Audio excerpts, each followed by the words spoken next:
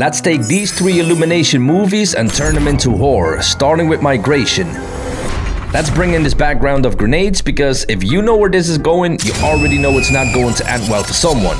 Now, let's bring in our ducks from the main poster. I gotta place them so they actually sit inside the scene, which means erasing parts of them so they fall in front of some grenades and behind others. I do not want to be in their shoes, feathers, whatever. Once they're sitting right, I'll add some shading so it feels like they're actually crammed in there next to all this metal. Alright, now for the fun part. I'm bringing in an explosion because, plot twist, one of these grenades has been tampered with and it's going off right next to our guy.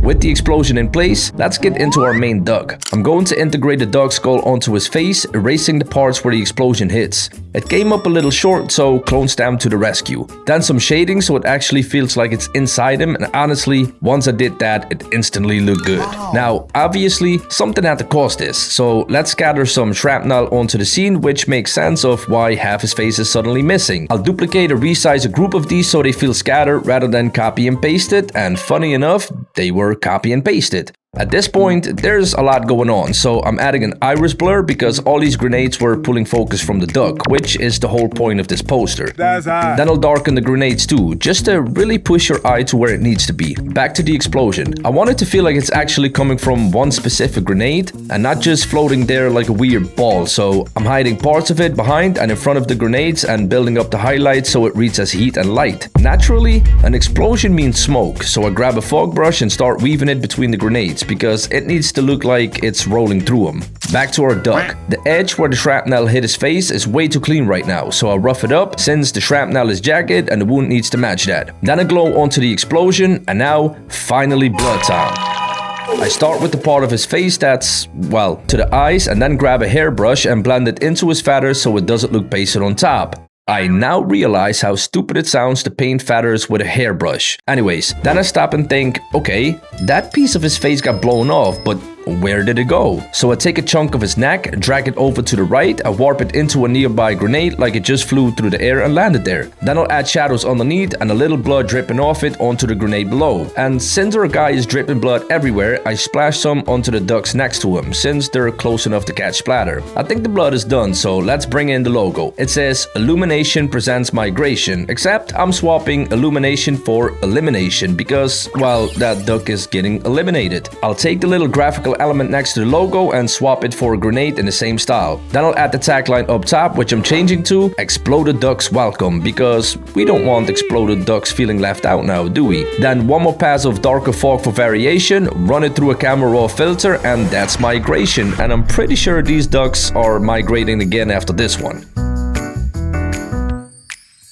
Now we still have Sing and the Secret Life of Pets coming up, but next up is Sing. Let's start with the background and then bring in the text, which says Sing. For this one, I actually need the I and the N separated from the rest of the letters, so let's get that sorted first. With those separated, I'll bring in our main character. And yes, first thing I do is rip his arms clean off, but don't worry, he's getting those back. That's very nice of me, isn't it? Anyways, while I'm at it, I'm also getting rid of one of his legs because I'm going to give him his other leg in the same position instead, since I just need him standing normally. Once his legs are stitched back together, I'll add some shading. Now, about that arm, I promised I would bring it back, and I will, just in a different position. Erase the bits I don't need and do the same thing on the other side. Next, I take the I and the N and put him into position. I know right now it looks weird, but trust me, it's about to get pretty horror real quick. With the I and the N in place, I added blood to both of them and then clean up the edges. I also add the puddle of blood underneath them, because if you got two giant ladders jammed into your face, that's going to cause a bit of bleeding. I blend the blood onto his face so it's there, but the highlights still come through a little. At this point, I looked at him and I thought,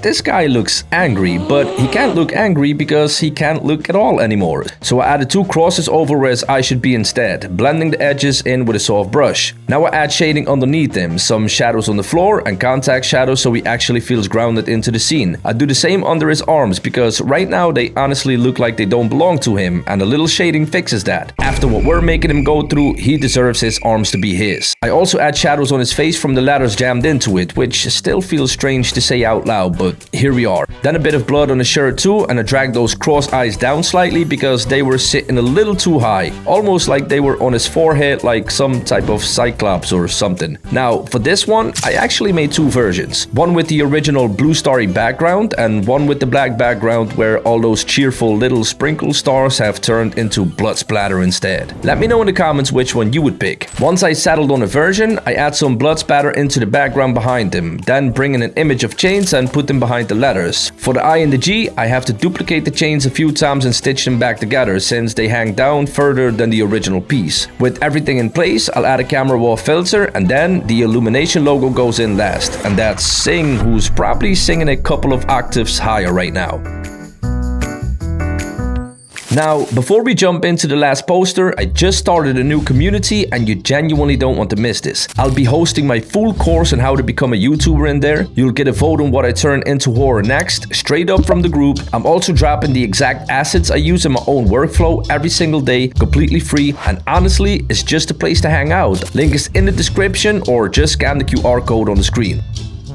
Alright, the last poster, The Secret Life of Pets. I'm not gonna lie, this one gets a little crazy. Let's get into it. I'll start by bringing in an image of a wood chipper and then I'll get rid of a part on the side I just don't need. Let's take this image and grab the tube from it since it's going to replace the collar from the original poster. The perspective on it is off, so I fixed that first. Then line it up exactly with its Elizabethan collar. Yes, that's what it's called apparently, an Elizabethan collar. Once I'm happy with that, I make sure the dog is coming through it the same way he does in the original image. Now let's work on the machine he's getting attached to. There's a part missing that needs to be connected into that tube, so I create a shape for it, add the same tube texture and blend it into the cone so it all reads as one piece. Once everything is connected, I get rid of the ventilation grate on the machine, which becomes an open hole instead. You see where this is going? I add some shading into the hole and then grab one of the dog's legs and use puppet warp to make it look like it's coming out of that hole, with shading to match. Now, obviously whatever goes into the wood chipper doesn't come out clean, so I cut away parts of that leg because, well, it's a wood chipper. I copy the leg over to the other side, puppet warp it into a different position and do the same damage to it. Then I'll add shadows on the floor and then blood onto both legs. I duplicate the leg again, but this time I just need the paw, so I lay that on the floor with some blood and then bring in a blood image and warp it into the right perspective so the paw is sitting in a proper puddle. I also add blood around the opening of the hole.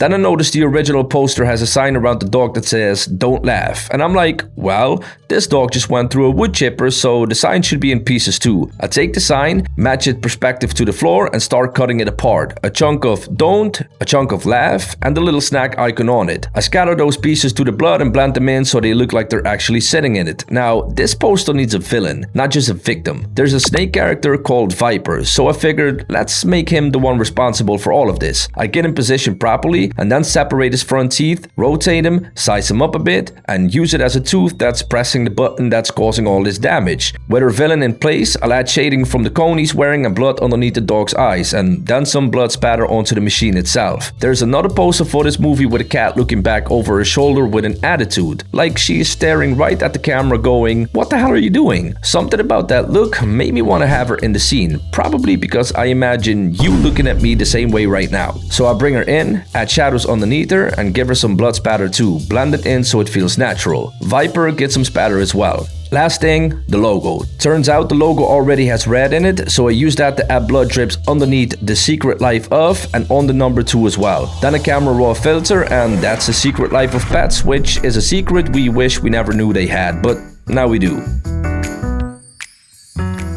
Out of all these, Sing is definitely my favorite. Let me know in the comments which poster was your favorite, and if you like this one, you'll probably like this video too.